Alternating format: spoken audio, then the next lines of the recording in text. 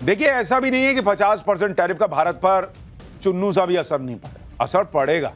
लेकिन PM Modi tariff के असर कम करने के लिए लगातार कोशिश कर रहे हैं। आपको बताता हूं कि 50% टैरिफ का कहां कितना असर पड़ेगा। अमेरिका में भारत के जो प्रोडक्ट्स एक्सपोर्ट किए जाते हैं उसमें अगर आप देखिएगा कि क्या 50% टैरिफ का असर पड़ेगा, तो मैं आपको बताता हूं। और भारत ऐसा नहीं है कि हाथ पे हाथ धरे बैठा है। 50% टैरिफ का असर कहां पड़ेगा वो देखिए।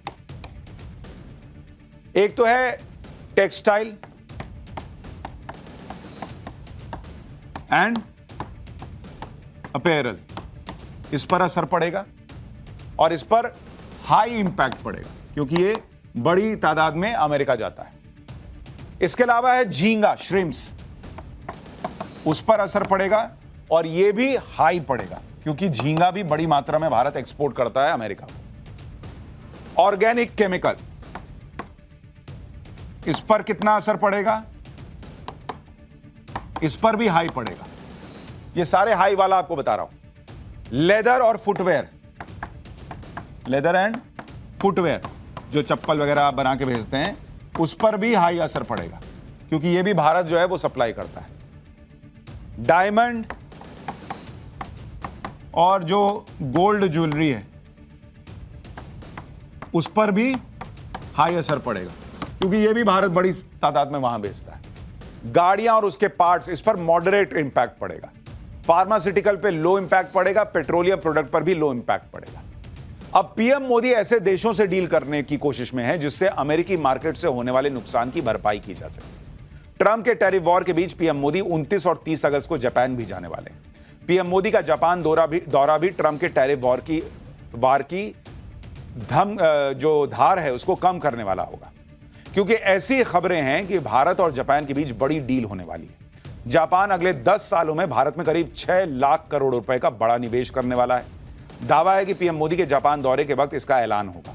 यह निवेश जापानी कंपनियों को आर्टिफिशियल इंटेलिजेंस और सेमीकंडक्टर जैसे सेक्टर्स के विस्तार में मदद करेगा। इतना ही नहीं, जापान टेक्नोलॉजी के क्षेत्र में टैलेंटेड लोगों की कमी को पूरा करने के लिए भारतीय प्रोफेशनल्स की भर्तियों को भी दोगुना करेगा। दूसरे देशों के मार्केट में अपनी पैठ बनाने और अपने प्रोडक्ट को वहां ले जाकर बेचने पर काम शुरू हो गया। पीएम मोदी आज गुजरात के हंसलपुर में मारुति सुजुकी के प्लांट में पहुंचे और वहां उन्होंने मारुति सुजुकी की इलेक्ट्रिक कार को हरी झंडी दिखाई।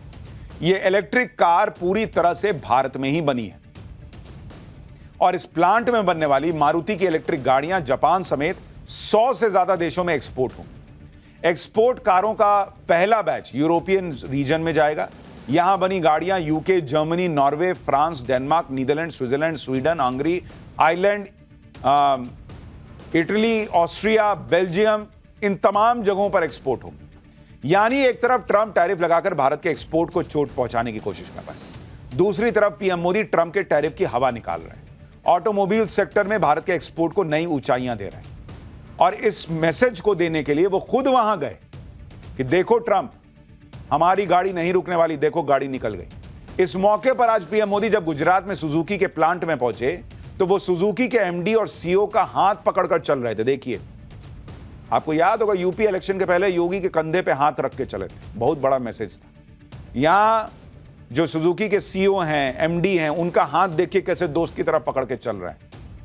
यह भी मैसेज है ट्रंप को। इस मौके पर पीएम मोदी ने कहा कि अब विदेशों में जो इलेक्ट्रिक गाड़ियां चलेंगी उस पर मेड इन इंडिया लिखा होगा। सुनिए एक बार उनको।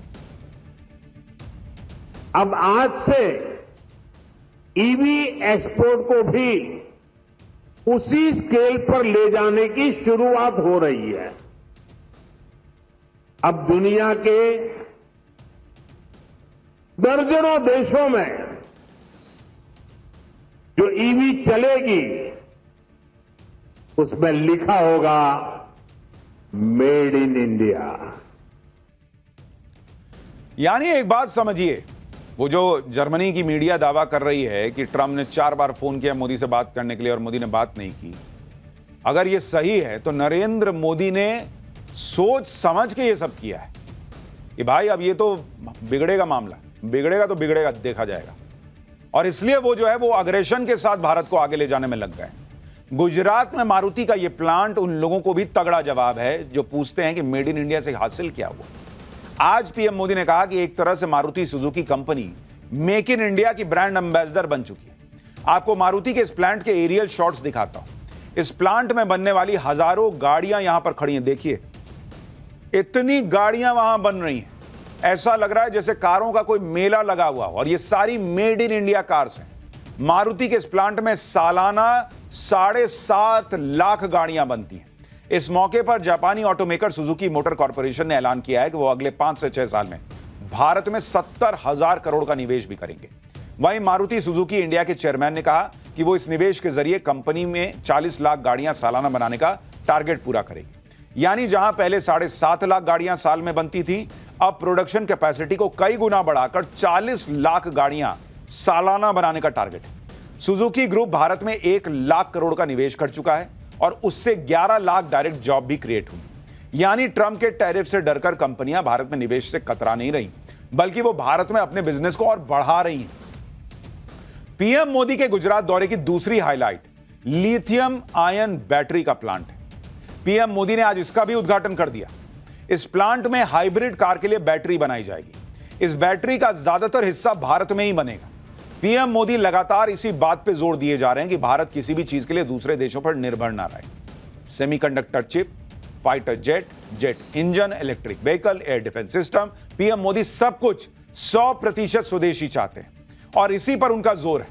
आज गुजरात दौरे पर उन्होंने इसका जिक्र किया कि भाई भारत को मैन्युफैक्चरिंग हब बनाने की बात बहुत जरूरी है।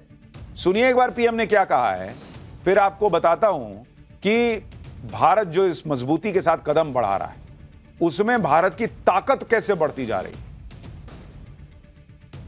हम मिशन मैन्युफैक्चरिंग पर जोर दे रहे हैं। आने वाले समय में हमारा फोकस फ्यूचरिस्टिक इंडस्ट्री पर होगा।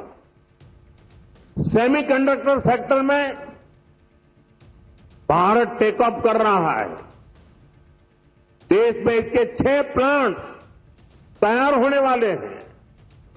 भारत सरकार ऑटो इंडस्ट्री के लिए रेयर अर्थ मैग्नेट की शॉर्टेज से जुड़ी कठिनाइयों के प्रति भी सजग है।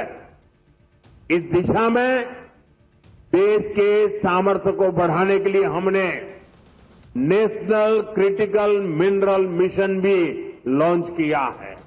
कुछ साल पहले तक भारत में बैटरी पूरी तरह इंपोर्ट होती थी। ईवी मैन्युफैक्चरिंग को मजबूती देने के लिए ये जरूरी था भारत बैटरी का भी निर्माण करे। इसी विजन को लेकर 2017 में हमने यहां TDSG बैटरी प्लांट की नींव रखी थी। पीएम मोदी देश को आर्थिक मोर्चे पर तो मजबूत बना ही रहे हैं, साथ के साथ सैन्य मोर्चे पर भी हर दिन भारत की ताकत में इजाफा कर रहे हैं। खाली पैसा रहेगा देश में, विकास होगा ऐसा नहीं ना चलेगा। देश को सुरक्षित भी तो रखना है। आज ही भारतीय नौसेना में नीलगिरी क्लास की 2 स्टेल्थ फ्रिगेट उदयगिरी और हिमगिरी को अपने बेड़े में शामिल किया। ये दोनों फ्रिगेट 75% स्वदेशी हैं और इनका डिजाइन भी स्वदेशी है। दोनों फ्रिगेट्स को दुनिया की सबसे खतरनाक सुपरसोनिक एंटीशिप मिसाइल ब्रह्मोस से लैस किया गया है। नौसेना में अब तक 14 गाइडेड मिसाइल स्टेल्थ फ्रिगेट शामिल हो चुके हैं। हर वॉरशिप में 8 वर्टिकल लॉन्च ब्रह्मोस मिसाइल लगे हुए हैं। ऐसा दावा है कि साल 2030 तक भारतीय नौसेना के पास कुल 20 गाइडेड मिसाइल फ्रिगेट और 13 डिस्ट्रॉयर होंगे। इसका मतलब है कि भविष्य में भारतीय नौसेना एक साथ 300 से ज्यादा ब्रह्मोस मिसाइलें दागने की क्षमता रखेगी। एक साथ 300 ब्रह्मोस। एक भारत मार देता है तो पाकिस्तान बाप बाप करता है। 300 ब्रह्मोस एक साथ मारने की ताकत। तो भारत की ताकत को मोदी लगातार बढ़ा रहे हैं, ट्रंप से भिड़े जा रहे हैं। For more of such videos, do like, share and subscribe to ET Now Swadesh.